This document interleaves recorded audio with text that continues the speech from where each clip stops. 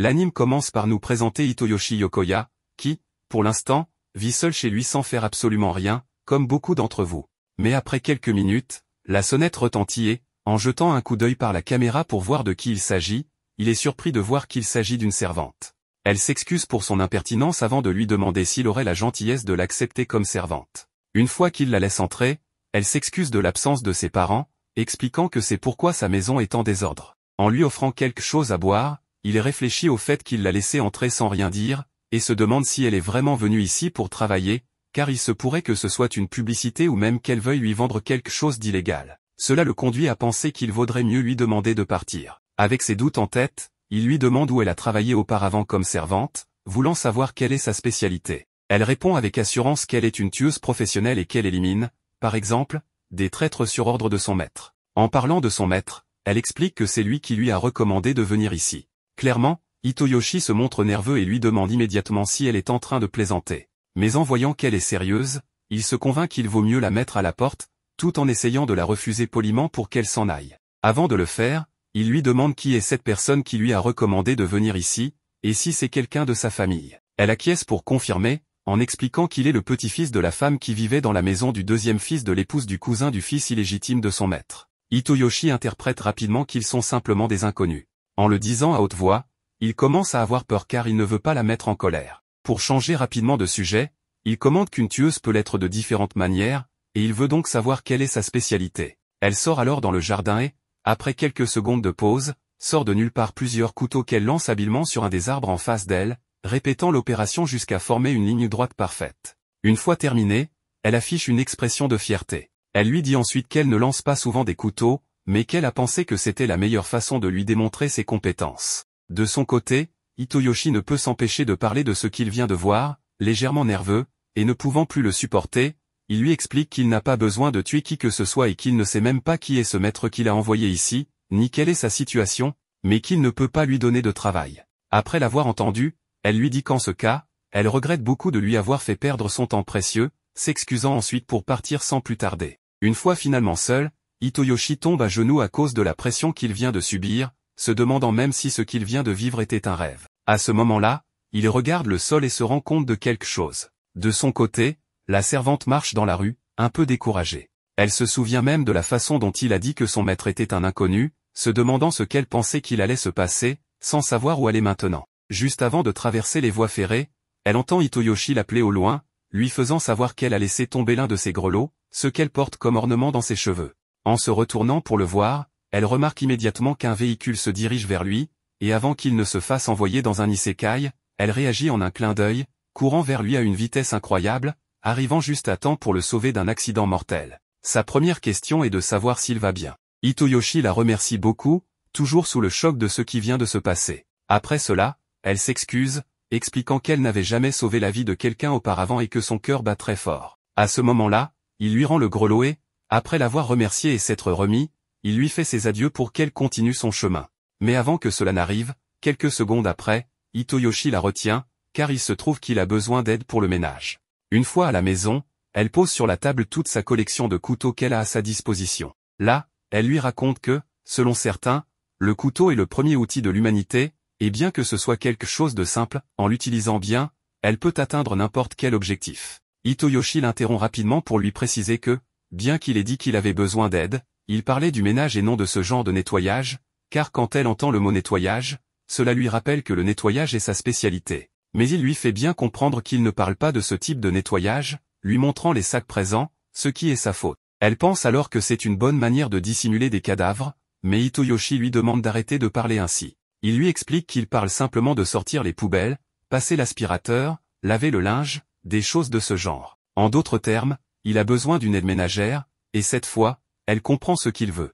Hitoyoshi pense au fait qu'elle lui a sauvé la vie, et il ne pense donc pas qu'elle soit une mauvaise personne. À ce moment-là, elle lui demande s'il l'acceptera comme servante si elle fait ce travail d'assistance, ce qui était sa préoccupation principale. Plus tard, Hitoyoshi la trouve avec le seau sur la tête et le manche à balai cassé, sans comprendre ce qui s'est passé, car il ne lui avait donné que les ustensiles de ménage. Elle, tremblant beaucoup, se retourne pour s'excuser, et en essayant de marcher sur le sol mouillé, elle finit par glisser. Juste après cela, elle manœuvre son corps pour atterrir à genoux au sol, attrapant habilement les bâtons du balai, mais cette démonstration de compétence est interrompue lorsque le seau retombe sur sa tête. Cela amène Hitoyoshi à lui demander si elle est maladroite par nature. En l'entendant, elle le supplie de l'excuser car elle ne cesse de faire des erreurs, et c'est pourquoi elle ne peut pas travailler pour lui. Ce que fait Hitoyoshi, c'est lui retirer le seau de la tête pour lui expliquer que c'est normal que cela arrive lorsqu'on n'est pas habitué à ce travail. Ensuite, il lui pose une serviette sur la tête pour qu'elle se sèche, lui disant qu'ils devront apprendre petit à petit,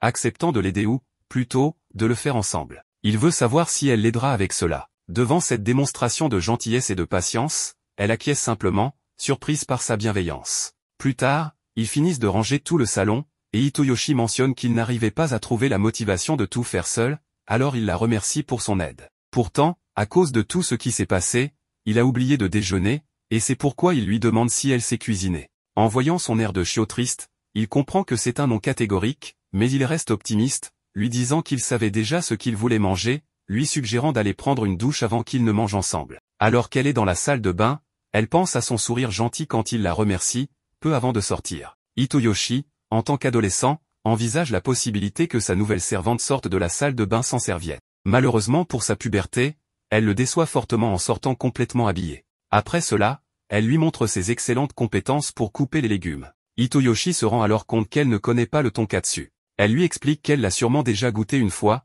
mais qu'elle ne s'en souvient pas, car la nourriture ne l'intéresse pas vraiment. C'est la raison pour laquelle elle l'oublie souvent. Pour elle, la nourriture est simplement quelque chose dont elle a besoin pour continuer à vivre, donc le goût et les ingrédients ne sont pas importants. Après l'avoir écouté, Hitoyoshi lui dit que c'est dommage, mais que ce tonkatsu va changer sa vie, se montrant vraiment enthousiaste à ce sujet, bien que la servante ne réagisse pas de la même manière. Il lui demande ensuite comment elle s'appelle, et elle répond qu'elle n'a pas de nom, et que jusqu'à présent, ses maîtres décidaient comment l'appeler. Alors elle lui demande de la nommer comme il le souhaite. Pourtant, Hitoyoshi préfère continuer à l'appeler Mademoiselle Servante, car il n'a pas de bon goût pour les noms. Elle se demande alors ce qui se passe, car elle ne s'était jamais souciée de comment on l'appelait auparavant. Après cela, il commence à manger, et il lui demande immédiatement ce qu'elle pense du tonkatsu. Elle pense que, comme d'habitude, elle ne parvient pas à distinguer si c'est bon ou non, ayant même quelques souvenirs sombres de son passé. Pourtant, elle ressent une chaleur agréable et fait savoir à Hitoyoshi que c'est très bon.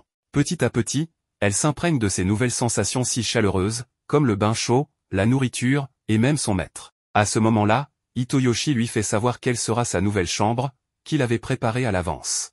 Cela amène la servante à lui demander s'il l'a préparée pour elle, et lorsqu'il répond par l'affirmative, elle commence à se demander dans sa tête comment il s'appelle. Cette situation a rappelé à la servante quelque chose qu'on lui avait dit après avoir accompli quelques tâches peu agréables, qu'elle avait la peau blanche comme la neige et un cœur aussi froid que la glace, et c'est pour cela qu'on lui avait donné un nom en rapport avec cela. Cela lui a fait comprendre qu'elle ne veut pas être qualifiée de femme froide car elle s'intéresse à ce que Hitoyoshi pense d'elle. C'est à ce moment-là que Hitoyoshi s'est rendu compte qu'il mangeait le tonkatsu seul. Il lui explique que ce plat se déguste avec la sauce originale des Katsuda. Dès qu'elle goûte le tonkatsu avec cette sauce ajoutée, une vague de saveur envahit son palais, la laissant fascinée. Vers minuit, Hitoyoshi se réveille après avoir fait un rêve particulier qu'il n'avait pas eu depuis longtemps. En se dirigeant vers la cuisine, il voit la porte ouverte, ce qui lui fait penser qu'il y a quelqu'un chez lui.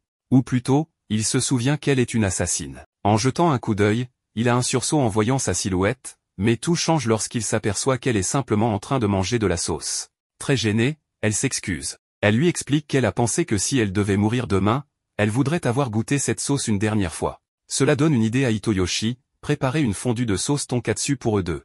Alors qu'ils sont tous deux assis dehors, elle lui demande s'il a fait un cauchemar, car lorsqu'elle est allée chercher la sauce, elle l'a entendu gémir et semblait souffrir. Elle avait d'abord pensé qu'il s'agissait d'un assassin, alors elle est entrée. Hitoyoshi lui demande alors si elle l'a vu pleurer, ce à quoi elle acquiesce, lui disant que oui. En plus de cela, il avait appelé sa mère plusieurs fois, ce qui le laisse très gêné. Elle lui raconte alors qu'elle a aussi fait un rêve, où la sauce tonkatsu lui parlait et l'invitait à manger tout ce qu'elle voulait, mais avant que cela ne se réalise, elle s'est réveillée. C'était la première fois, car d'habitude elle rêve qu'elle tue ou qu'on la tue. Malgré cela, elle ne ressent généralement rien, que ce soit en se réveillant ou non, et n'a jamais pensé quelque chose comme j'aimerais refaire ce rêve. Pour cette raison, elle ressent beaucoup de tristesse qu'il ait eu un cauchemar, et ce qui l'a le plus peiné, c'était de ne pas savoir comment le réconforter, ce qui l'a fait se sentir très seul. Hitoyoshi s'excuse de l'avoir inquiété et lui explique que c'est un cauchemar récurrent. Il avait l'habitude d'en faire et se réveillait en pleurant, et ne pouvait se rendormir qu'en se couchant sur les genoux de sa mère.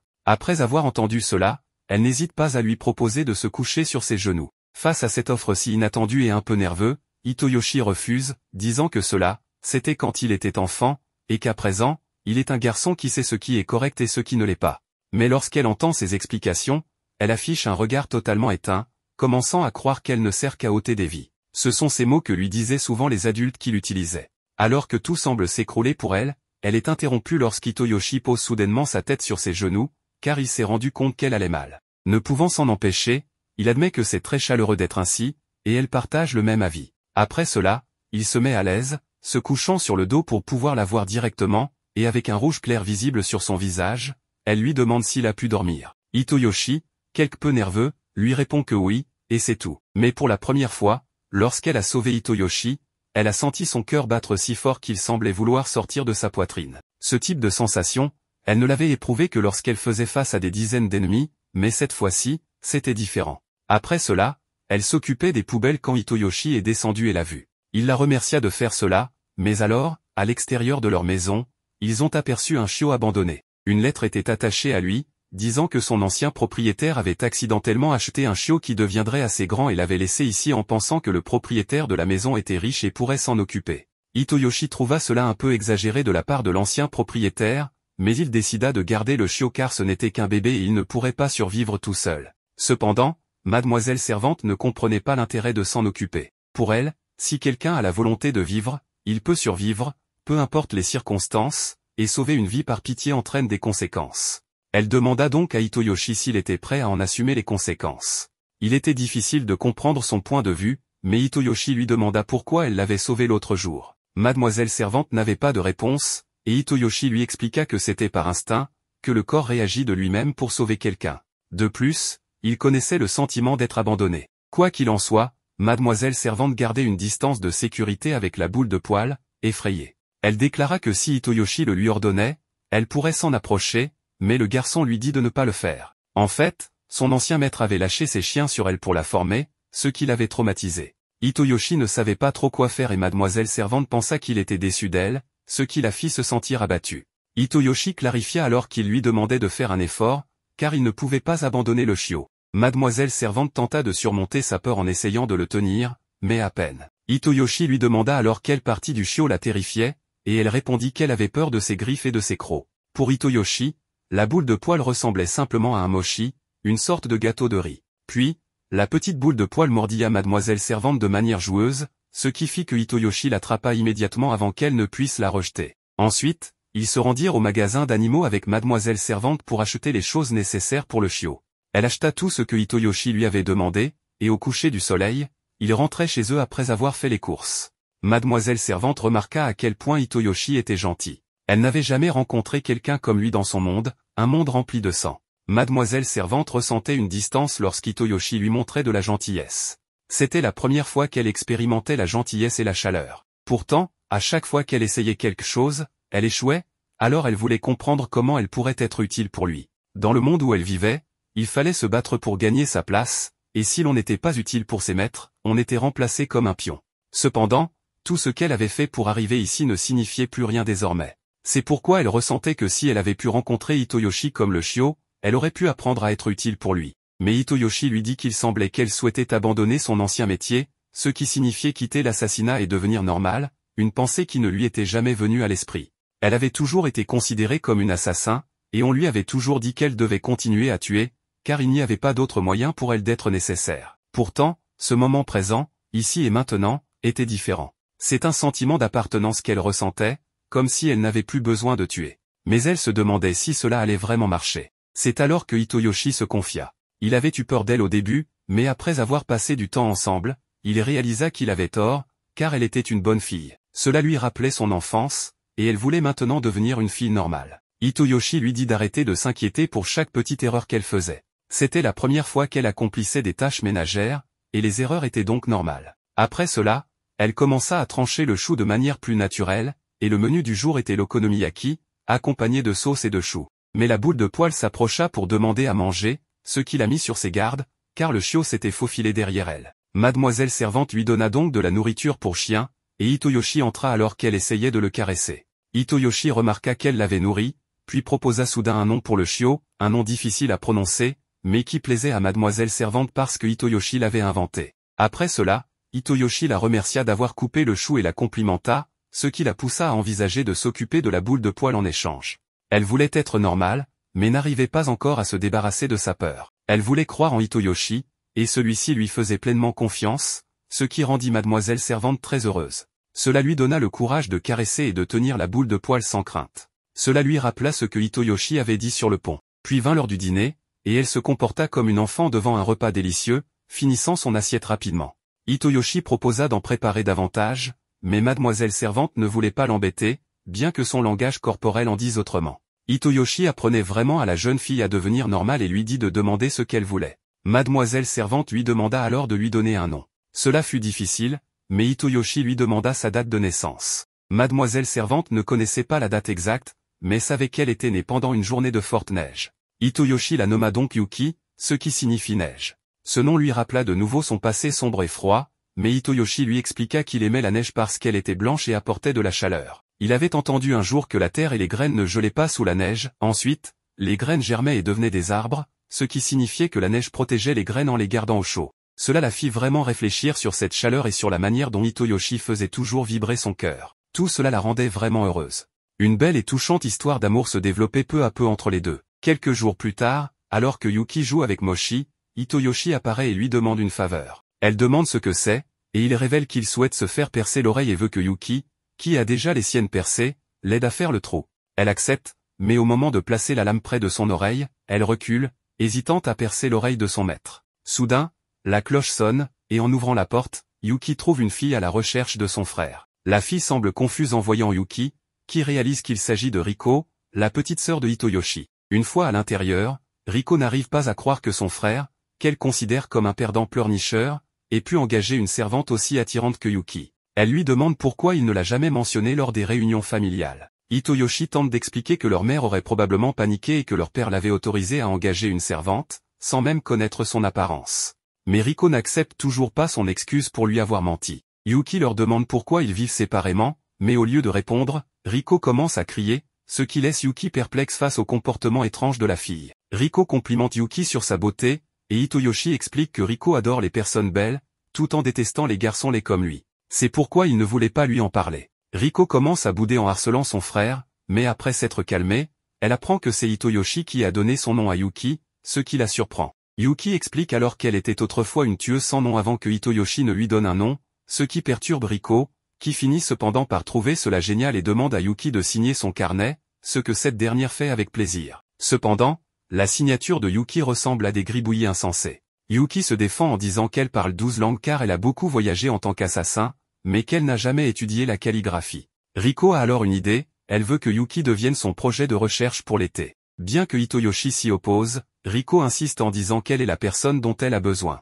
Elle demande à Yuki de montrer son côté assassin, et malgré les objections de son frère, elle le rassure en disant qu'elle changera l'histoire pour en faire une servante qui ressemble à une tueuse. Ils se rendent ensuite dans le jardin, mettent une pomme sur la tête de Riko, et Yuki lance un couteau qui frappe parfaitement la pomme, ce qui manque de provoquer une crise cardiaque à Hitoyoshi. Riko demande à Yuki combien de couteaux elle possède et où elle les cache. Yuki répond qu'elle en a 5, mais alors qu'elle s'apprête à montrer le couteau caché sous son vêtement, Hitoyoshi l'interrompt, aux grandes dames des spectateurs. Plus tard, alors que Riko pose d'autres questions absurdes à Yuki, son estomac gargouille, indiquant qu'elle a faim. Elle demande à Yuki si elle a un plat spécial, et Yuki répond par l'affirmative, avant de commencer à couper du chou avec habileté, impressionnant Riko, mais elle ne sert que cela sur une assiette. Riko trouve néanmoins le plat intéressant, en disant que son père l'aurait adoré. Ensuite, ils vont manger au McDonald's, où ils voient une affiche pour un festival de feux d'artifice.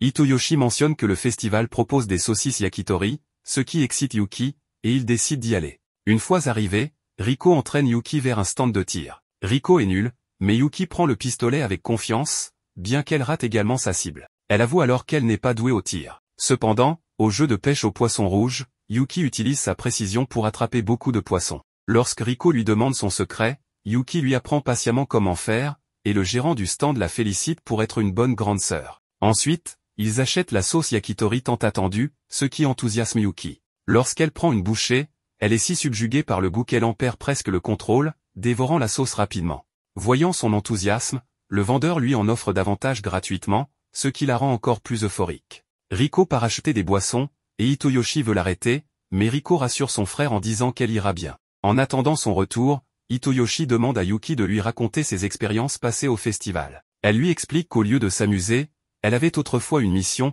poignarder un homme dans le dos pendant qu'il regardait les feux d'artifice. Hitoyoshi est choqué, mais avant qu'il ne puisse dire quoi que ce soit, les feux d'artifice commencent, captivant Yuki par leur beauté. Riko revient avec les boissons et dit que les festivals d'été sont les meilleurs, et Yuki, souriante, est d'accord. Sur le chemin du retour, Riko réprimande Yuki pour avoir trop mangé de sauce, lui conseillant de faire attention à ne pas finir comme Nikocado Avocado. Soudain, un cri annonce un vol, et une moto fonce vers eux, manquant de peu de renverser Riko. Heureusement, Yuki la sauve juste à temps, mais Riko, en étant secouru de manière héroïque, commence à s'agiter d'excitation. Hitoyoshi, quant à lui, est contrarié de voir leur sauce renversée et déclare que le voleur devrait aller directement en enfer. Prenant ses paroles au pied de la lettre, Yuki se lance dans une poursuite acharnée du motard. Riko, impatiente, veut suivre Yuki pour voir le criminel se faire arrêter. Elle la suit alors qu'elle bondit de toit en toit, laissant les autres derrière, mais Riko trouve un raccourci pour rattraper Yuki. Lorsqu'il retrouve le voleur,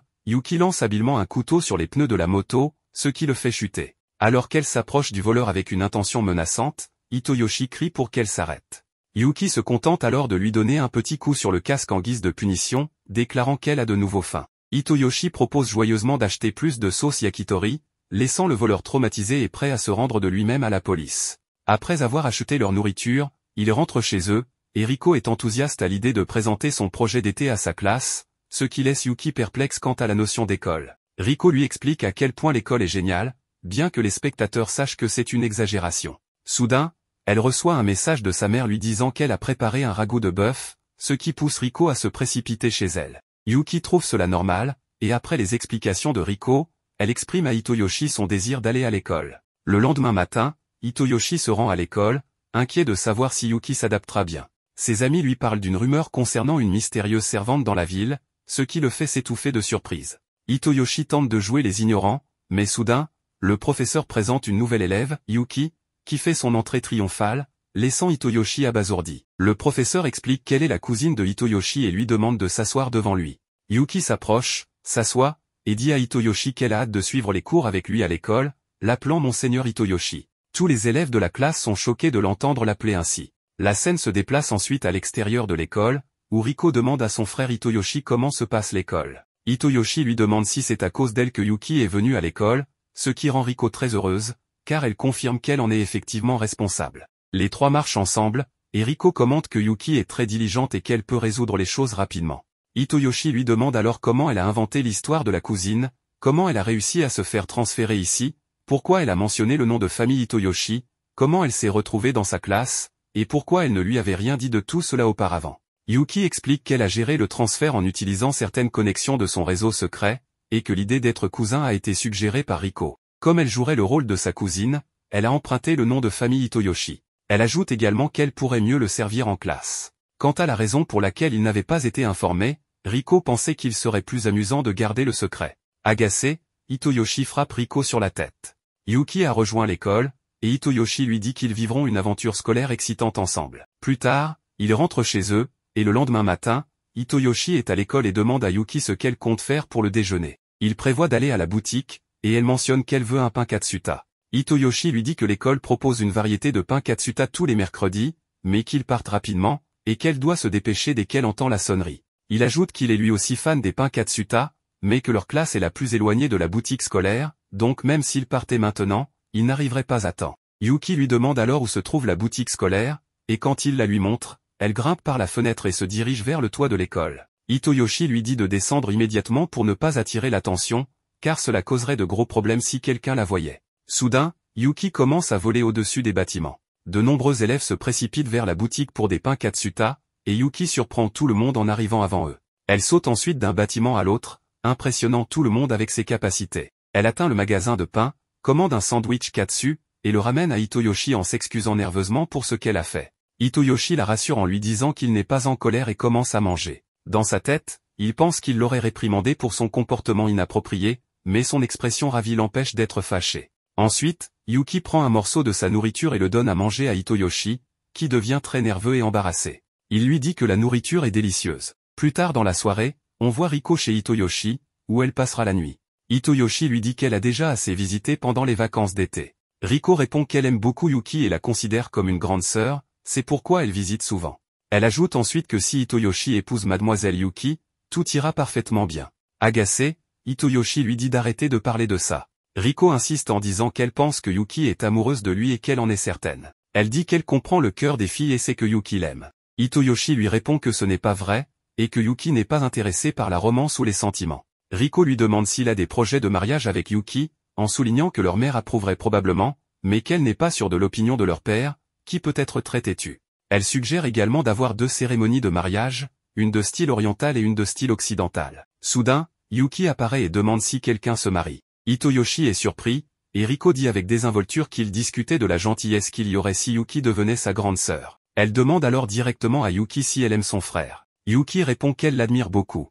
Les trois s'assoient alors ensemble pour partager leur repas. Riko demande à Yuki si elle se maquille parfois, et Yuki répond qu'elle ne met rien sur son visage et que son apparence ne lui a pas été particulièrement utile par le passé. Riko lui dit qu'elle est belle telle qu'elle est, sans rien de superflu. Yuki lui dit alors que son visage est également magnifique, charmant et plein d'expression. Riko la remercie beaucoup, en disant qu'elle entend habituellement cela uniquement de ses parents. Yuki partage ensuite qu'elle a l'impression que sa peau est devenue plus douce depuis qu'elle a découvert la sauce tonkatsu et qu'elle en mange.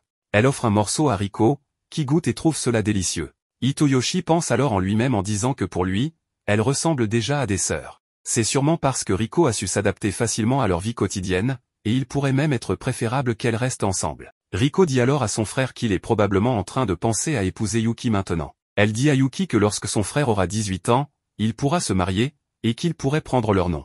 Hitoyoshi répond en disant qu'il serait heureux d'avoir une femme comme Yuki, ce qui excite beaucoup Riko. Le lendemain matin, on retrouve Yuki et Hitoyoshi à l'école, en classe. Le professeur explique quelque chose, mais Hitoyoshi n'est pas attentif et finit par s'assoupir. Le professeur réalise qu'il dort et lui lance un morceau de craie. Utilisant sa rapidité, Yuki divise la craie en deux, mais les morceaux atterrissent accidentellement dans les yeux de Hitoyoshi. Elle panique et s'excuse, expliquant qu'elle voulait seulement le protéger. Hitoyoshi se rend alors à l'infirmerie en pensant qu'il lui ait dit que les couteaux étaient interdits à l'école, mais elle les a quand même apportés. En entrant dans le bureau de l'infirmière, il rencontre Nita, qui lui demande ce qui est arrivé à ses yeux. Hitoyoshi explique ce qui s'est passé et s'assoit sur le lit pour qu'elle l'examine. Curieuse, elle lui demande si Yuki est sa petite amie ou juste sa cousine, puisqu'elle les a vus arriver ensemble à l'école ce matin-là. Il précise que Yuki est juste sa cousine, pas sa petite amie. Nita rit en disant qu'ils ne se ressemblent pas du tout. Elle termine l'examen de ses yeux et lui dit qu'elle l'aime bien. Hitoyoshi la remercie, mais Nita ferme ensuite la porte et commence à se rapprocher de lui. Hitoyoshi lui demande de reculer, mais elle n'écoute pas. Soudain, Yuki défonce la porte, et en voyant Yuki, Hitoyoshi s'écarte rapidement en disant qu'il avait très peur. Yuki demande alors à Nita ce qu'elle faisait avec Hitoyoshi, et Nita répond que c'était juste une petite plaisanterie. Elle donne à Hitoyoshi des gouttes pour les yeux, et Yuki le prend par la main, se rapprochant, et dit à Nita de rester à l'écart de lui. Cela rappelle à Hitoyoshi le commentaire de sa sœur Riko, selon lequel Yuki pourrait être amoureuse de lui et le protéger. Yuki et Hitoyoshi quittent l'infirmerie, et sur le chemin du retour, Yuki s'excuse de l'avoir tiré si brusquement et dit qu'elle a quelque chose d'important à lui dire. Elle pense que l'infirmière Nita pratiquait son ancienne profession et qu'elle est probablement une assassin. La scène coupe ensuite à l'infirmière Nita, qui est approchée par un chat noir. Elle murmure pour elle-même et dit qu'elle pensait que Yuki était ici en mission. Une photo de Yuki, Riko et Hitoyoshi apparaît, ce qui laisse entendre qu'elle les surveille. L'histoire continue avec Hitoyoshi, allongé dans son lit la nuit, tentant de s'endormir tôt pour être prêt pour l'école. Cependant, il lutte pour trouver le sommeil, tandis que sa servante Yuki l'observe avec inquiétude. Elle exprime ses craintes quant à une éventuelle réapparition de Nita, une femme dangereuse. Dans un moment de distraction, Yuki laisse entendre que Nita pourrait attaquer, une possibilité qui effraie profondément Hitoyoshi. Elle explique ensuite qu'elle en sait peu sur cette femme, raison pour laquelle elle veut se consacrer à la protection de Hitoyoshi en tant que garde du corps personnel. Hitoyoshi, un peu perdu, cherche une solution pour l'aider à s'endormir, et Yuki propose de se coucher à côté de lui. Hitoyoshi, légèrement gêné, accepte finalement, n'ayant pas d'autres options.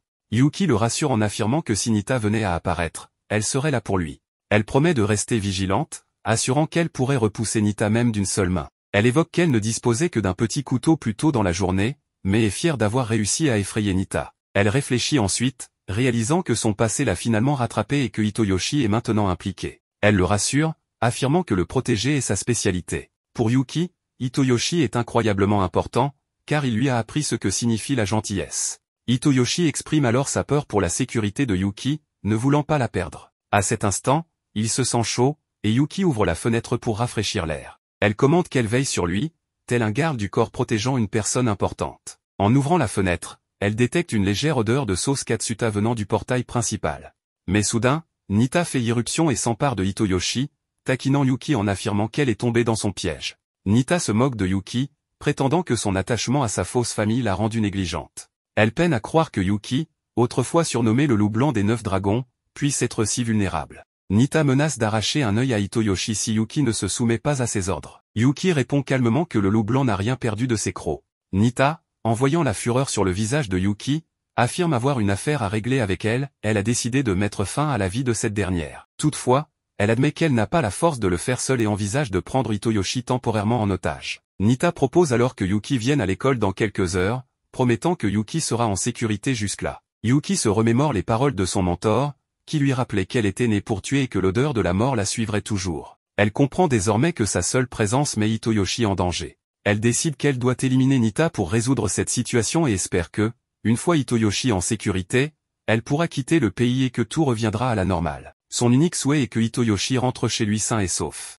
La scène se déplace vers Nita, qui a suspendu Hitoyoshi au milieu de la cour de l'école, le raillant. Elle le taquine, lui demandant s'il a peur, maintenant que sa vie dépend d'elle. Hitoyoshi, apeuré, se rappelle de la promesse de Yuki de le protéger et affirme qu'il ne peut qu'avoir foi en elle. Nita ricane, affirmant qu'elle se fiche de sa vie et que son unique but est de tuer Yuki de ses propres mains. Nita révèle alors l'ignorance de Yuki, notant qu'il a passé tout ce temps avec Yuki sans connaître sa véritable identité. Elle lui explique que Yuki, ou Xu, était autrefois connue sous le nom de Loup Blanc, une assassine redoutable qui vivait pour tuer. Elle appartenait aux 9 dragons, une organisation mortelle reconnue comme la plus puissante au monde, qui recrutait les meilleurs talents internationaux pour des missions d'envergure marquant l'histoire. Nita ajoute que plusieurs groupes s'opposent aux 9 dragons, espérant gagner en réputation, fortune, et pouvoir en éliminant un membre comme Xu. Hitoyoshi est stupéfait, tout ce qu'il connaissait de Yuki, c'était cette adolescente maladroite de 16 ans, inexpressive, qui adorait la sauce katsu. Nita admet qu'au début, elle croyait que Yuki n'était qu'une simple ressemblance et l'a donc observé pendant environ 3 semaines. À présent, elle est certaine que Yuki est bien le loup blanc, Xu, des 9 dragons. Nita se souvient les avoir entendus parler près du balcon et envisage même de les tirer à ce moment-là. Elle conclut en observant qu'il y a quelque chose d'inhabituel chez Hitoyoshi, une personne ordinaire ne pourrait pas rester si calme et tenir une conversation avec quelqu'un prêt à la tuer. Il y a quelque chose d'inhabituel qui a fait fondre le cœur glacé de Xu, ce qui pousse Nita à penser qu'elle a une chance de réussir. Plus les gens tiennent à protéger quelqu'un, plus ils deviennent faibles. Soudain, Yuki, la servante, apparaît, prête à affronter Nita. Nita ricane, considérant cela comme le premier pas sur son chemin vers ses rêves. Elle tire alors avec son arme, mais Yuki dévie chaque balle avec son épée. Nita, choquée, s'exclame que trancher des balles en pleine course donne l'impression d'être dans un film. Elle tire à nouveau, convaincue que Yuki doit être morte, mais Yuki réapparaît indemne et contre-attaque. Bien que Nita parvienne à bloquer l'attaque, Hitoyoshi est soulagée de voir que Yuki est en sécurité, et elle le rassure en promettant de le sauver maintenant. Nita, frustrée, exprime sa déception face à la situation, disant qu'il est surprenant que Yuki évite ses pièges et la traite avec une telle froideur. Elle ajoute que ce n'est pas normal, et qu'elle croyait que Yuki voulait être normal. Yuki l'interrompt, indiquant que Hitoyoshi a école demain et que rester éveillé tard n'est pas bon pour sa santé, demandant ainsi à en finir rapidement. Cela met Nita en colère, et elle réplique en disant que Yuki respecte vraiment ses gens, mais qu'elle prend les choses trop à la légère, indifférente même si le garçon perd un bras ou deux. À cet instant, des points de visée laser apparaissent, dirigés vers Hitoyoshi. Nita avertit que la moindre résistance pourrait le réduire à un torse sans membre. Yuki attaque, au grand étonnement de Nita, qui lui reproche de ne pas tenir compte de la vie de l'enfant. Nita, excitée, menace d'infliger de grandes blessures aux membres du garçon. Elle tire sur Hitoyoshi, mais Yuki intercepte les balles avec sa petite lame. Stupéfaite, Nita essaie une autre tactique, mais Yuki détruit son téléphone avec un couteau. Yuki attaque Nita, qui, maintenant effrayée, comprend qu'elle risque sa vie. Elle n'a d'autre choix que de tenter de créer une ouverture pour s'échapper. Nita se moque en insinuant que Yuki ne pourra jamais vivre heureuse après un acte pareil et lui rappelle qu'elle ne sera jamais mademoiselle Yuki, mais Xu. Elle souligne que dans leur métier, personne ne prend vraiment sa retraite, et que, si Yuki la combat, d'innombrables autres viendront pour sa tête.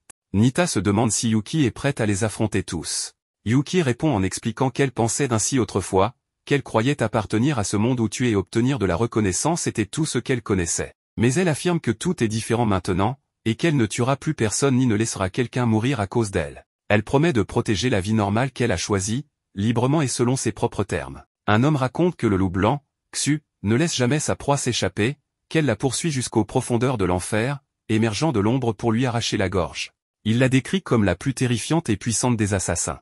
Nita, dans ses pensées, réalise que les légendes sur l'efficacité brutale de Xu au combat ne sont pas exagérées. Elle conclut que Xu n'est pas seulement une tueuse impitoyable, mais une femme implacable qui ne s'arrête jamais jusqu'à obtenir ce qu'elle veut, comme avant et encore aujourd'hui. Ensuite, Hitoyoshi dit à Yuki que la journée a vraiment été une aventure, et qu'il était certain qu'elle viendrait le sauver. Yuki s'excuse de l'avoir mis en danger, en ajoutant que, s'il le souhaite, elle disparaîtra. Mais Hitoyoshi l'arrête et lui demande de lui apprendre quelques techniques de self-défense. Il explique qu'il veut être capable de l'aider, même un peu, pour se sentir homme. Touché par ces mots, Yuki accepte et le remercie d'accepter son attention. Quelques jours plus tard, Yuki attirait l'attention pour son talent exceptionnel dans les sports. Certains camarades de classe disaient même qu'elle ne semblait pas être de la même famille que Hitoyoshi. Pendant ce temps, le protagoniste pensait que la maîtrise de Yuki dans les sports n'était rien comparé à ce qu'il avait vu lorsqu'elle s'était confrontée à la doctoresse.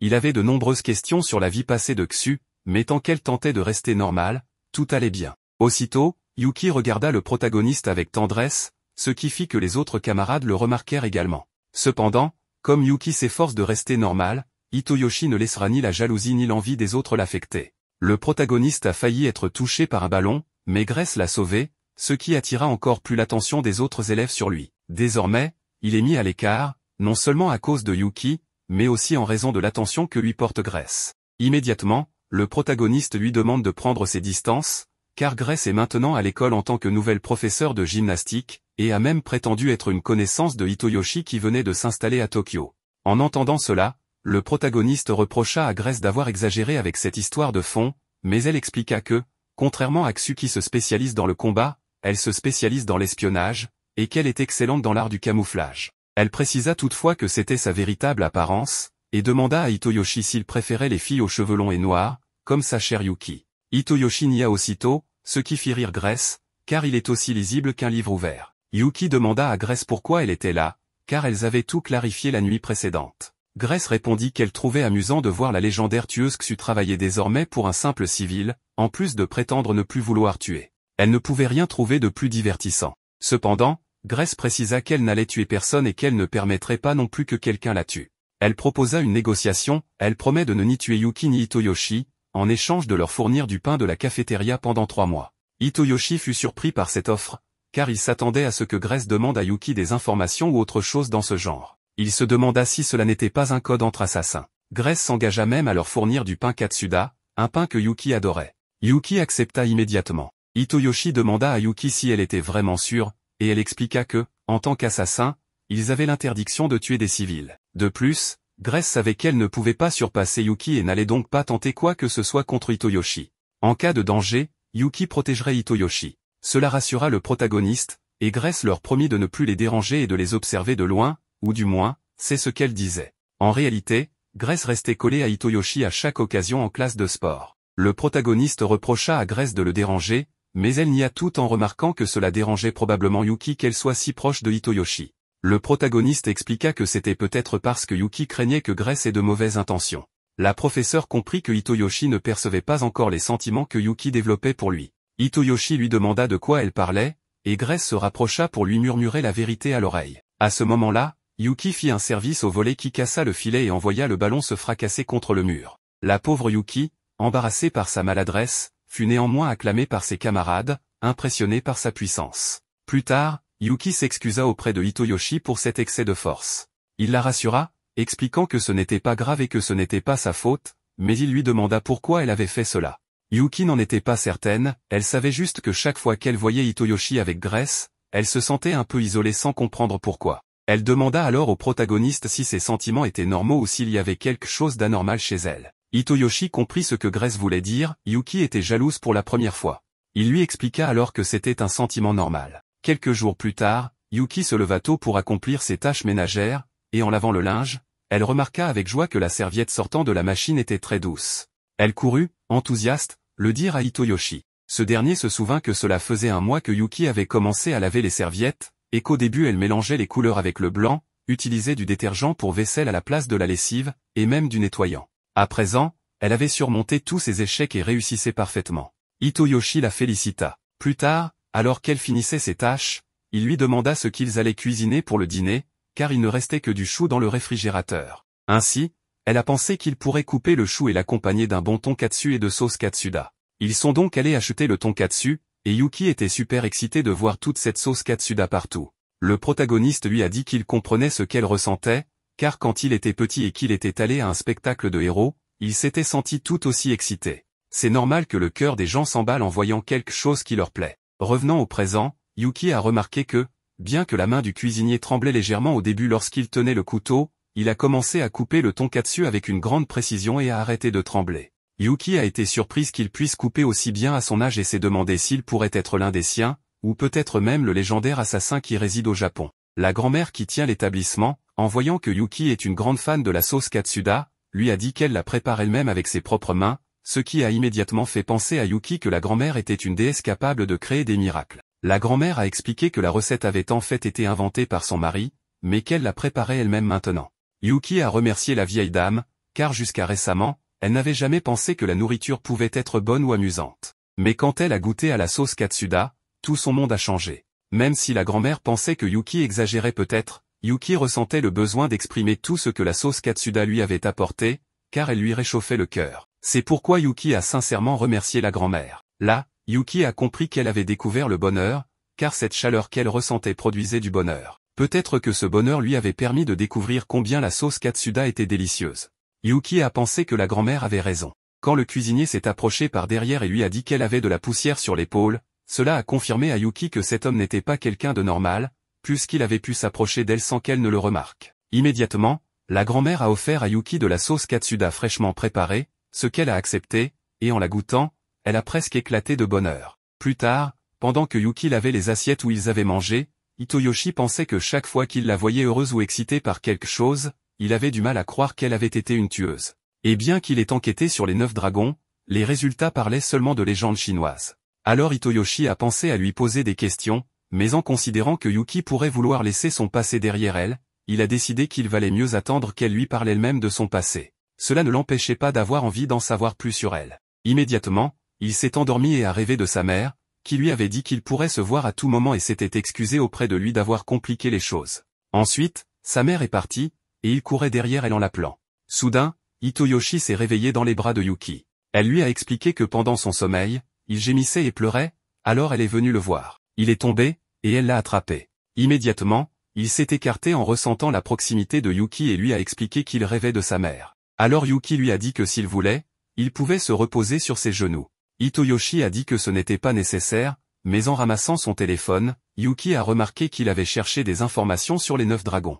Alors, sachant qu'il était curieux de son passé, elle a commencé à lui expliquer qu'elle-même ne savait pas grand-chose sur les 9 dragons, car c'était son mentor qui l'avait élevée et l'avait introduite dans le clan. Cependant, elle avait toujours été sous ses ordres et n'avait vu que quelques membres sans connaître leur nom ni pouvoir leur parler. Elle ne pensait qu'à survivre et n'était pas très intéressée par les autres, perdant peu à peu de vue ce qu'elle faisait et pourquoi elle le faisait. La seule chose qui l'inquiétait était que son mentor puisse l'abandonner. C'est pour cette raison qu'elle avait du mal à s'adapter à la vie normale, car des choses comme le chant des oiseaux ou la lumière du soleil entre les rideaux lui paraissaient merveilleuses, et ce monde lui semblait parfois si magique qu'elle pensait qu'elle rêvait. Mais en regardant le visage de Hitoyoshi, elle se rendait compte qu'elle n'était qu'une fille essayant d'apprendre à être normale. Elle espérait qu'un jour ce genre de vie deviendrait naturel pour elle, et alors, elle pourrait dire qu'elle est une fille normale. Hitoyoshi lui a dit que lui aussi, en voyant son visage chaque matin, se sentait en paix et heureux, car après tout ce qui s'était passé, elle avait décidé de rester à ses côtés. C'est pourquoi il voulait mieux la connaître et la remercier d'être arrivée jusqu'à lui. Yuki lui a avoué qu'elle aimait qu'il repose sa tête sur ses genoux, car c'était la première chose qu'elle avait pu faire pour lui lorsqu'elle était arrivée. Quelques jours plus tard, Yuki continuait à accomplir ses tâches de domestique tout en profitant des petites joies du quotidien et des jours normaux qu'elle avait réussi à obtenir. Un jour, elle se rendit au marché pour acheter un demi-chou, des pommes de terre, des oignons et des carottes afin de préparer un curry. Le propriétaire du magasin, apprenant qu'elle allait cuisiner ce plat, ajouta gentiment quelques ingrédients supplémentaires. Alors qu'elle faisait ses courses, une petite fille l'approcha pour lui dire qu'elle l'admirait depuis longtemps et souhaitait devenir comme elle. Ces mots flattèrent Yuki, mais la petite fille lui demanda aussi où elle pouvait trouver des vêtements similaires aux siens, car ce style ne ressemblait pas à celui des gens ordinaires. La fillette pensait qu'en s'habillant comme Yuki, elle lui ressemblerait davantage. Cependant, ce commentaire déplut à Yuki, qui aspirait à être une fille normale. C'est alors que Yuki croisa Hitoyoshi, qui se trouvait par hasard dans une librairie en face.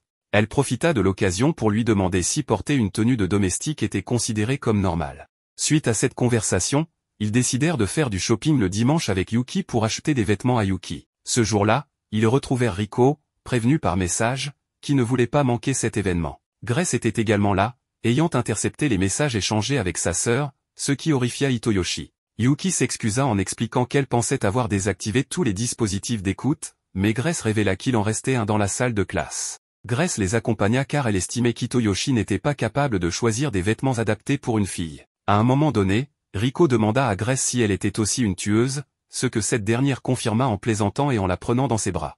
Hitoyoshi, inquiet, demanda à Grace de ne pas s'approcher de sa sœur, mais Rico, enchanté, profita du moment car Grace sentait bon. Lorsqu'ils arrivèrent dans une boutique, Yuki essaya une robe qui attirait beaucoup d'attention. Bien que ce vêtement lui allait bien, il imitait encore plus ses mouvements que sa tenue de domestique habituelle. Rico en profita pour la prendre en photo sous tous les angles, ce qui lui valut un reproche de son frère, rappelant qu'ils étaient venus acheter des vêtements normaux. Grace proposa ensuite une tenue de policière, mais Yuki refusa car elle ne pourrait pas y dissimuler ses couteaux. À cette remarque, Hitoyoshi lui rappela qu'elle avait promis d'arrêter de tuer, mais Yuki expliqua qu'elle ne pouvait être tranquille sans ses couteaux sur elle. Ils se rendirent ensuite dans une autre boutique où Yuki essaya plusieurs tenues. Grace était jalouse que tout lui allait bien, tandis que Rico fondait d'admiration, comparant Yuki à un mannequin. À un moment, Yuki dut même essayer un bikini, ce qui déconcertait Hitoyoshi. Quand Grace lui demanda ce qu'il aimerait voir sur Yuki, il répondit qu'une robe blanche lui irait bien. Finalement, ils achetèrent tout ce que Yuki avait essayé, car elle n'arrivait pas à se décider. Par la suite, Rico remarqua une fête d'Halloween et s'enthousiasma pour choisir un costume pour son frère, car leur mère adorait les déguisements. Yuki se déguisa en sorcière, Rico en magicienne, Grace en policière, et Hitoyoshi en vampire. Ils décidèrent ensuite d'aller voir un film au cinéma, l'un des favoris de Hitoyoshi. Mais Yuki confia qu'elle associait les salles de cinéma à des lieux pour assassiner des cibles, et non à des endroits pour regarder des films. Malgré tout, ils regardèrent le film d'horreur, mais en sortant, Yuki était traumatisé, car les zombies lui avaient fait peur. Rico trouva cela étrange et demanda à Yuki pourquoi les zombies lui faisaient peur, puisqu'elle pouvait les éliminer en un instant.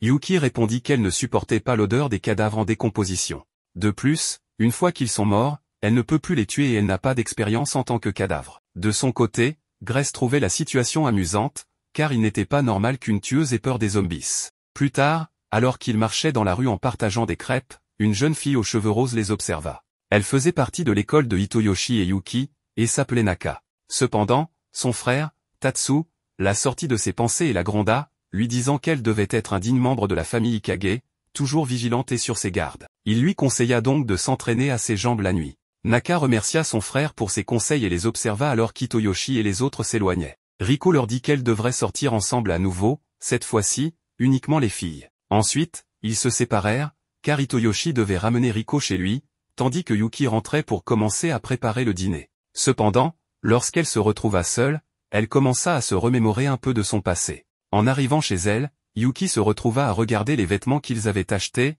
mais elle se remit son costume de servante. En voyant le jouet de Hagemoshitaro, plein de salive, elle décida que bien que Hitoyoshi ne soit pas là, elle pouvait se débrouiller seule avec les tâches ménagères. Elle commença à laver, y compris le jouet et la couverture du chien. Cependant, tous ses plans tombèrent à l'eau lorsqu'il y eut une coupure de courant. Pour couronner le tout, un orage éclata, et Yuki commença à avoir peur rien qu'en pensant aux zombies. Tout de suite, Hagemoshitaro fit tomber accidentellement une casserole, ce qui effraya encore plus Yuki. Effrayée, elle déchira la couverture de Hagemoshitaro. Cependant, elle promit à Hitoyoshi de réparer la couverture du chien. Le protagoniste réalisa qu'elle portait déjà son costume de servante et lui demanda si elle n'aimait pas les vêtements qu'ils avaient achetés. Elle lui expliqua qu'au contraire, elle avait beaucoup aimé les vêtements, mais que ce costume de servante était un cadeau de son maître et c'était tout ce qu'il lui restait de lui après sa mort. À ce moment-là, son maître lui avait dit que si un jour elle décidait d'arrêter de tuer, il serait d'accord. À l'époque, elle ne comprenait pas bien ce que son maître voulait dire, et c'est ainsi qu'elle finit par travailler pour lui comme tueuse. Mais aujourd'hui, ce costume de servante était ce qui lui permettait de travailler pour Hitoyoshi, et c'est pour cela que, bien que ce vêtement ne soit pas considéré comme normal, elle voulait continuer à le porter. Immédiatement, Yuki demanda au protagoniste si cela lui semblait étrange, mais il lui répondit que non. Cependant, Yuki mentionna qu'on lui avait dit qu'elle était étrange pour être une tueuse ayant peur des zombies, mais Hitoyoshi lui assura que ce n'était pas étrange. Il n'était pas non plus étrange de porter les vêtements qu'on aime ou d'avoir peur de ceux qui nous effraient. D'ailleurs, il est normal d'avoir des choses que l'on aime et d'autres que l'on n'aime pas, et c'est pourquoi Hitoyoshi lui dit de ne pas s'inquiéter de devenir la personne qu'elle sera à partir de maintenant.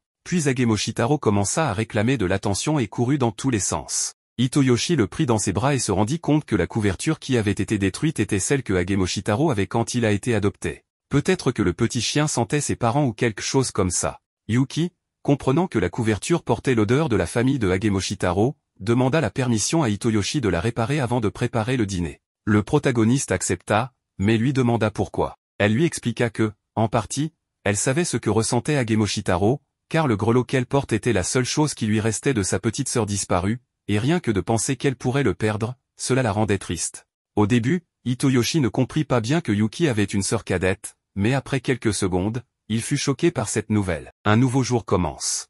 Hitoyoshi et Yuki se retrouvent à un stand de nourriture avec Grace. Là, Hitoyoshi lui demande tranquillement où se trouve la sœur de Yuki. Grace répond qu'elle n'en a aucune idée, ce qui offense légèrement Hitoyoshi, puisqu'il lui a offert un bol de ramen en échange d'informations. En guise de défense, Grace lui rappelle que les seules pistes qu'ils ont sont ce grelot et le fait que la sœur de Yuki s'appelle Fua. Elle accepte toutefois de faire des efforts si elle reçoit un bon bol de ramen. Ensuite, elle leur demande de se taire pour pouvoir profiter de son repas, mais elle est horrifiée en voyant Yuki verser une énorme quantité de sauce katsuda sur son ramen. Grace exige alors que Yuki s'excuse auprès du ramen et lui ordonne de ne plus jamais refaire ça, sinon il n'y aurait plus de marché entre eux.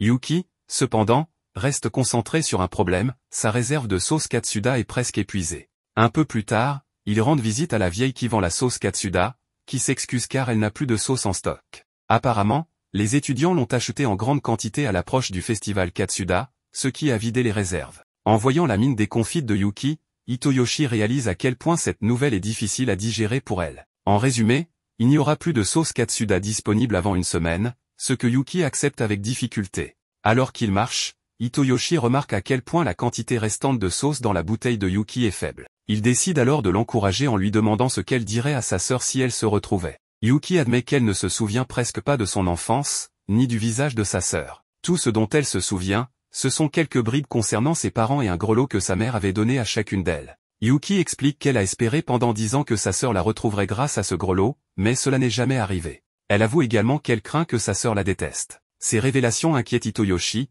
qui craint d'avoir mal fait de poser ces questions. Mais Yuki le rassure en lui disant que, même si elle ne se retrouve jamais, savoir que sa sœur va bien lui suffit. À ce moment-là, deux amis d'Hitoyoshi, Taiga et Kobashi, arrivent et entendent que Yuki a une sœur. Taiga ne tarde pas à lui faire des compliments, tandis que Kobashi plaisante sur le fait que la famille d'Hitoyoshi semble surgir de nulle part. Hitoyoshi, gêné, essaie de ne pas trop parler à ce sujet. Taiga en profite pour remercier Yuki d'avoir rendu Hitoyoshi plus joyeux depuis qu'elle est là. Ils reviennent sur des souvenirs d'Hitoyoshi au collège, où il portait une gabardine même en été et était surnommé le couteau furieux. Hitoyoshi, mort de honte devant Yuki, essaie de changer de sujet, mais en bousculant Taiga accidentellement, ce dernier fait tomber un disque dans une bouche d'égout. Yuki réagit rapidement pour sauver la bouteille, mais en renversant son contenu, elle perd tout ce qui restait de sauce. Cette nuit elle fait un cauchemar dans lequel, la sauce lui fait comprendre que ni lui ni sa sœur ne veulent être près d'elle à cause du mal qu'elle a causé. Suite à ce rêve, elle se réveille avec une expression terrifiée. À ce moment-là, Hitoyoshi entre dans sa chambre pour lui parler, et Yuki, paniqué, lui confie que la sauce Katsuda la déteste, ce qui lui fait penser que sa vie n'a plus aucun sens. Après avoir raconté ce qui s'est passé, Hitoyoshi lui rappelle que la semaine prochaine, elle pourra en acheter de nouveau. Yuki accepte cette idée mais lui mentionne qu'elle a fait un autre rêve, sans pour autant préciser qu'il s'agissait d'un cauchemar. Au cours des nuits suivantes, Yuki continue de faire de mauvais rêves qui la perturbent profondément et l'empêchent de dormir paisiblement. Dans un état d'épuisement, elle décide de parler à Hitoyoshi et lui demande s'il est possible de dormir avec lui. Hitoyoshi, qui doit étudier tard pour un examen du lendemain, lui répond qu'il est prêt à discuter avec elle jusqu'à ce qu'elle se sente mieux. La première chose que Yuki lui demande est s'il y a quelqu'un qu'il déteste. Après un moment de réflexion, Hitoyoshi lui répond que, même s'il ne s'agit pas vraiment de haine, la personne qui lui vient à l'esprit est son père. Il explique qu'ils ont eu des différends et que, depuis, il garde ses distances avec lui, ajoutant que cela peut être normal dans les relations familiales. En entendant cela, Yuki se remémore un moment où sa sœur cadette lui avait dit qu'elle la détestait. Après quelques instants de silence, Yuki informe Hitoyoshi qu'elle préfère retourner dans sa chambre pour ne pas le déranger pendant qu'il étudie. Ensuite, on découvre une partie de son passé. Quand elle était jeune, Yuki était une enfant prodige dotée d'une grande capacité d'observation, d'une mémoire photographique et de compétences physiques exceptionnelles. Tout le monde l'admirait, mais elle n'était pas intéressée par son talent ni par l'attention qu'elle recevait. Tout ce qui comptait pour elle, c'était de voir ses parents sourire. À cette époque, elle s'appelait Maria et vivait une vie heureuse avec sa famille. Cependant, un jour, quelqu'un a sonné à la porte. Ses parents sont allés ouvrir, malgré les avertissements de Maria qui, pressentant un danger, leur avait demandé de ne pas y aller. Ce fut la fin de son bonheur, car elle se retrouva seule. Maria s'est toujours blâmée pour ce qui s'était passé, mais la réalité était bien plus tragique. En raison de son talent de prodige, elle a été kidnappée, et ses parents ont été assassinés. Sa sœur a également été tragiquement impliquée dans le chaos. La perte de sa famille l'a laissée émotionnellement vide, et son obsession est passée de ses parents à sa sœur cadette. Mais avec le temps, sa sœur a commencé à lui reprocher ses actions en tant qu'assassin et lui a finalement crié qu'elle la détestait, en lui lançant le grelot qu'elle partageait comme symbole de leur lien. À partir de ce moment, sa sœur l'a complètement rejeté. Désespérée, Maria a embrassé sa vie d'assassin pour survivre. Avec le temps, elle est devenue l'une des assassines les plus redoutées au monde. Sa vie actuelle est le résultat de ses expériences traumatiques et du prix qu'elle a dû payer pour son talent. De retour au présent, Yuki est réveillé par Hitoyoshi, qui, inquiet, est venu la voir après l'avoir entendu parler dans son sommeil. Sans rien dire, Yuki le prend dans ses bras et, de manière inattendue, le force à s'allonger à ses côtés. Bien qu'un peu nerveux, Hitoyoshi remarque que Yuki tremble. Lorsqu'il lui demande si elle a fait un cauchemar, elle admet que c'était plutôt un rêve d'un passé lointain et s'excuse de ne pas s'en souvenir clairement. Hitoyoshi tente de la réconforter en lui donnant de légères tapes dans le dos, expliquant que cela aide à calmer les bébés, car cela leur rappelle les battements du cœur de leur mère. Peu à peu, Yuki se détend et parvient à se rendormir. Le lendemain, à l'école, Taiga est surpris de découvrir que Yuki ne sait rien du festival Katsuda, un événement triple combinant des compétitions sportives, culturelles et musicales. Les classes s'affrontent pour la première place, et l'un des prix est une sauce Katsuda Premium. En entendant cela, Yuki ne peut pas retenir sa salive, étant en plein sevrage de sauce. Cependant, ses camarades l'avertissent que les nouveaux ne gagnent presque jamais, car les élèves plus âgés ont plus d'expérience.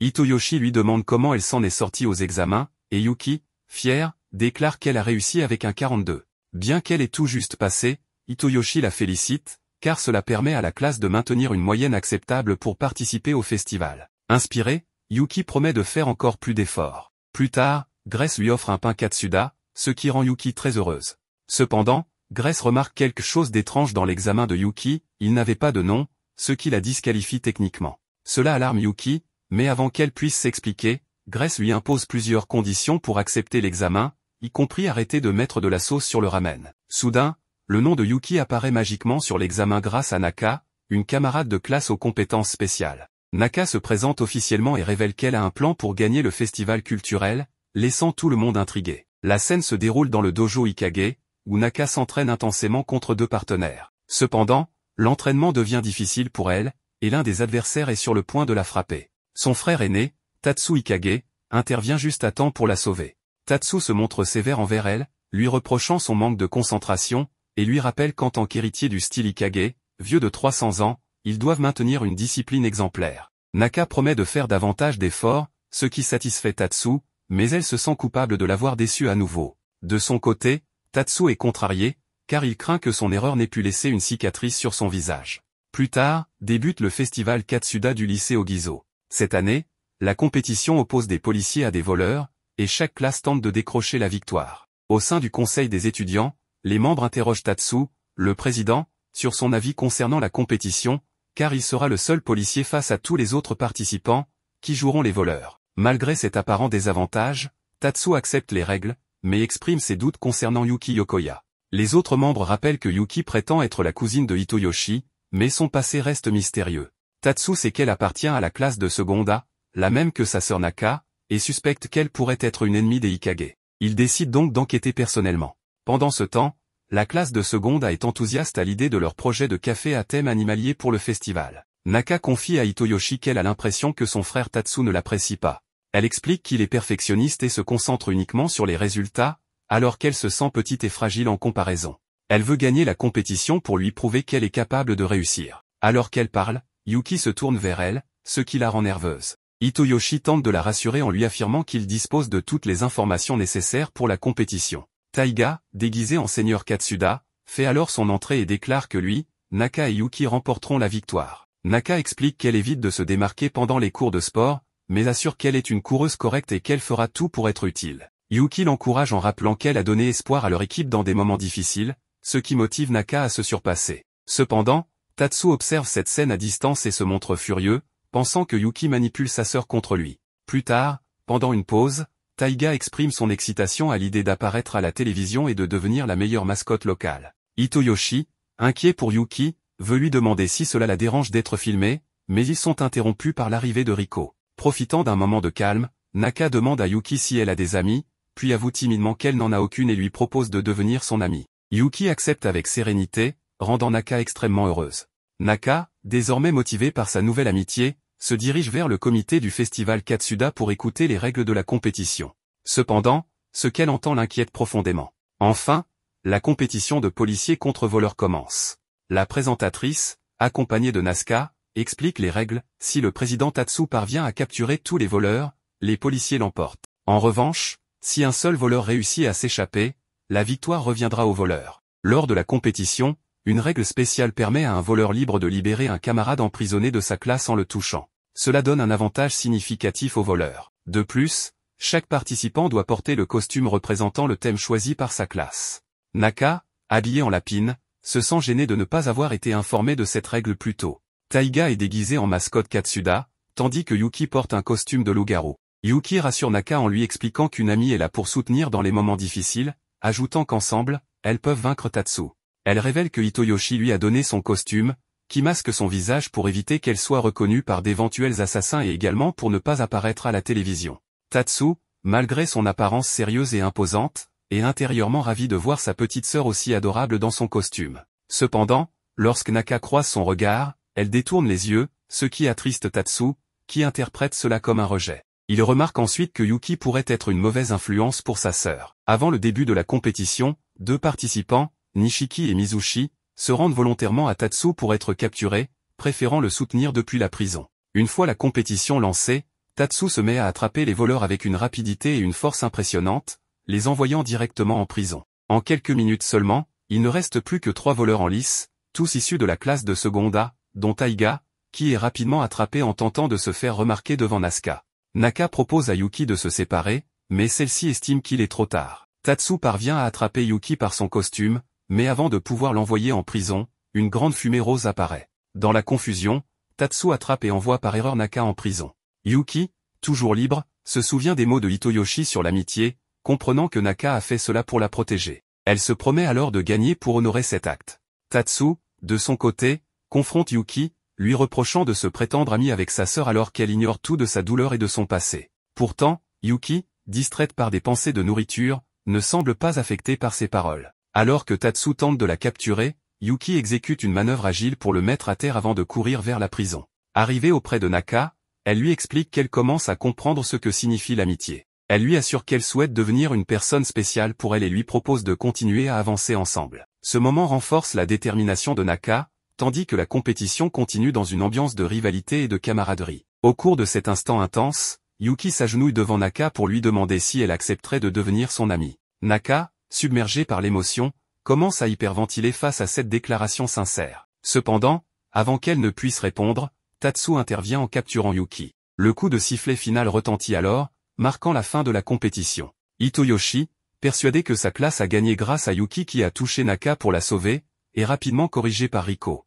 Elle lui explique que, selon les règles, les deux étant toujours en prison à la fin, elles ne peuvent pas remporter la victoire. Effectivement, il s'avère que Yuki n'avait pas bien compris le règlement, et le président Ikage est déclaré vainqueur. Cela marque une seconde victoire consécutive pour la classe 2, celle de Tatsu. Yuki, déçu par cette défaite, se lamente de ne pas pouvoir accéder à la salle premium. Pendant ce temps, la présentatrice se prépare à interviewer les participants, ce qui inquiète Hitoyoshi. Il redoute que Yuki soit filmé dans cet état. Naka, se souvenant que Yuki ne voulait pas apparaître à l'écran, intervient rapidement, elle utilise une bombe fumigène pour dissimuler Yuki et l'aide à échanger discrètement son costume avec celui de Taiga. Sous l'apparence de Katsuda-man, Yuki est ensuite emmené à l'écart. Plus tard, Yuki confie à Naka qu'à la fin de la compétition, son unique pensée était de la sauver, car elle voulait lui faire bonne impression. Elle propose de partager la responsabilité de leur échec, comme une véritable preuve d'amitié. Naka accepte avec enthousiasme. Leur échange est interrompu par Tatsu, qui informe sa sœur qu'il est temps de rentrer. Devant Yuki, il exprime son mécontentement, lui reprochant d'influencer sa sœur avec des idées étranges. Avant de partir, il la met en garde en déclarant qu'il ne sera pas aussi indulgent à l'avenir. Alors que la nuit tombe, un concert débute pour clore le festival, mais Yuki reste seul sur la terrasse de l'école. Hitoyoshi la rejoint pour s'assurer qu'elle ne se sent pas trop abattue après sa défaite.